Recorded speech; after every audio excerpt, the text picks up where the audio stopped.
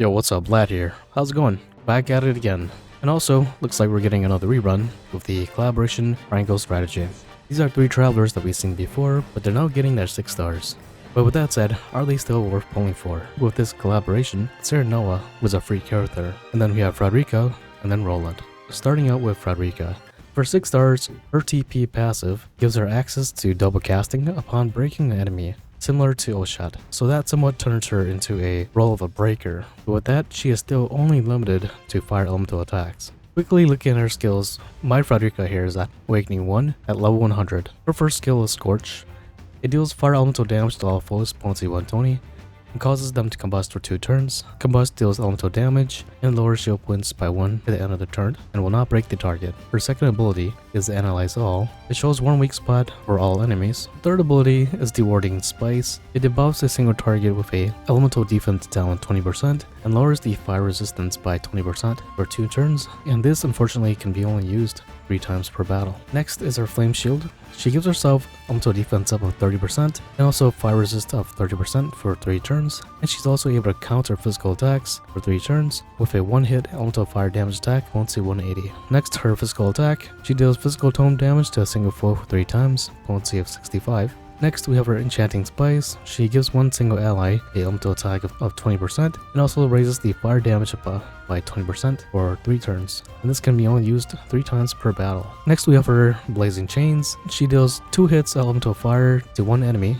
potency 85, and causes them to combust for 3 turns. This ability can also lower shield points regardless. Then we have her next ability, or her nuke attack, Eruption. She deals fire elemental damage to 1 single foe, potency of 260, and has a 50% more potency if the target is combusted. And then finally, her last attack, Pillars of Fire. She deals elemental fire damage to all foes 3 times, potency of 80, and causes them to combust for 2 turns. Her TP skill, when she gets it tomorrow, is a single target 5-hit random target with a potency of 35, and causes the enemy to combust with every attack for 2 turns, and this has an SP cost of 76. Her EX skill is a fire elemental damage attack to a single foe with a potency of 290, and recovers 3 BP for herself, and this can only be used after her ultimate, and this has 2 usages. Next, her A4 accessory. It's a 100 to elemental attack and 40 to defense. And at the start of battle, she causes all enemies to combust for 3 turns, and she raises the front row's elemental attack by 15% when a combusted enemy is present. Now this by itself is a decent accessory,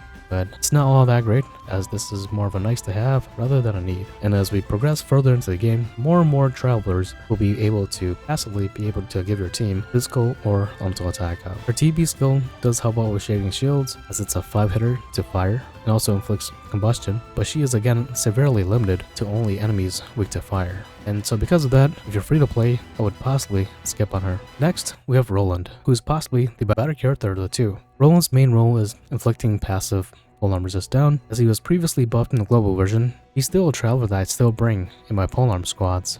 A 6-star passive, or his TP passive, gives him dead aim when he has opportune attack. This is a passive effect given to him when he switches from the back row to the front row. But with that, continuing with his 6-star passive, he also raises his damage cap by 30% with opportune attack active for his TP skill, a 4-hit random target physical polearm attack, and then he moves to the back row. And with the opportune attack active, this attack gets 1 more hit. His EX skill previously was a 1-hit polearm damage attack with a potency of 290. With opportune attack active, or moving from the back row to the front row, he gets 1 more hit. But this has been somewhat buffed to now a 2-hitter initially first, and then an additional hit with opportune attack, so 3 hits. But the potency has been lowered from 290 to 240. Now quickly, let's go over all of his skills. Starting with his very first one, Double Thrust. He deals 2 hit to 1 enemy, dealing full-on damage. His second ability is Thunderstone. He deals elemental damage to a single foe for a potency 170, and it has a high chance to inflict paralysis for 2 turns. This can be used 3 times per battle. Next, we have his Defortifying Spice. It debuffs a single foe with a physical defense down and also lowers polearm resist by 20%. This can only be used 3 times per battle. In his next skill, Rush, it deals physical polearm damage to all foes, potency 150. It also debuffs the enemy's physical defense and polearm resist by 10% for 2 turns. And then after this, he switches to back row.